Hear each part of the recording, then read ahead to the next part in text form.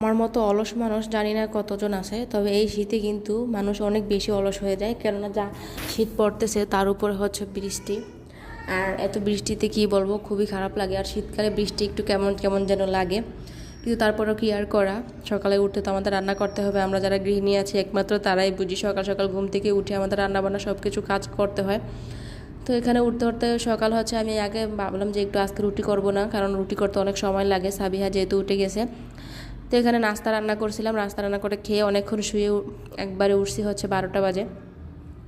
উঠে দেখি যে এখানে একটু মোটামুটি একটু রোদ আসছে জানলার দিকে, তো ভাবলাম যে একটু রান্না বান্নাটা করে নেই। তো আজকে হচ্ছে রান্না করব লাউ দিয়ে, ডাল দিয়ে, আর হচ্ছে তেলাপিয়া মাছ, আর সাথে একটু ভাজি করব, আর একটু শাক রান্না করব।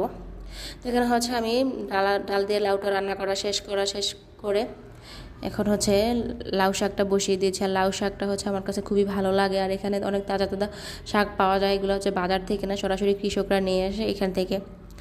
তো আমি ভাবলাম যে একটু ভর্তা করে নেই। আর আমার হচ্ছে টমেটো দিয়ে এভাবে ভর্তা করতে খুবই ভালো লাগে। এটা হচ্ছে আমি ইউটিউব থেকে দেখেছিলাম, টমেটো তারপর সিম ফুলকপি দিয়ে এভাবে একদম মানে তেলের মধ্যে করে তারপরে হাত দিয়ে ভর্তাটা মেখে খুবই মজা লাগে আমার কাছে।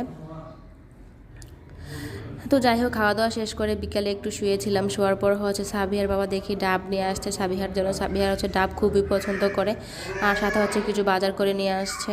কেননা হচ্ছে সাবিহার বাবা 1 মাসের ছুটি নিচ্ছে, তো এখানে আগে থেকেই বাজার সব কিছু করে রাখতেছে।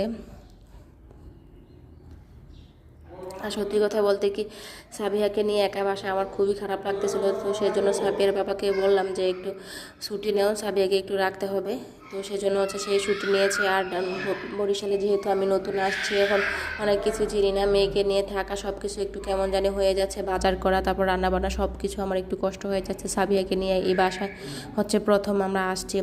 তো ভাবলাম যে মানে সাবির বাবা যদি একটু থাকে 1 মাস আমাদের সাথে, থাকলে হয়তো একটু চলতে চলতে আমাদের আর কোনো কষ্ট হবে না।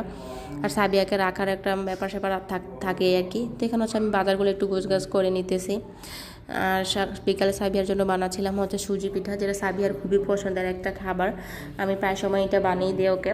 আমার আরেকটা যে পেজ আছে ওই পেজে দেখে থাকবেন হয়তো, জানি না এই পেজে এখনও দিয়েছি কিনা। তো সাবিয়ার জন্য একটু পিঠা বানিয়ে দিলাম, সুজির পিঠা, আর সাথে হচ্ছে আমার জন্য চা করে নিচ্ছি। আমিও হচ্ছে খাবো, শুধু সাবিয়া খাবে সেটা না, আমিও খাবো। সাবিয়ার সাথে পিঠাটা কিন্তু খুবই মজা লাগে, যতটা দেখতে মানে ততটাই কিন্তু টেস্টি আছে, টেস্টি হেলদি দুইটাই। তো যাই হোক, এখানে আমার জন্য চা করে নিচ্ছি। চা ছাড়া তো একদমই চলে না, কি বলবো। যারা যারা চা পাগল একমাত্র তারাই বুঝবে চা ছাড়া তাদের কেমন লাগে।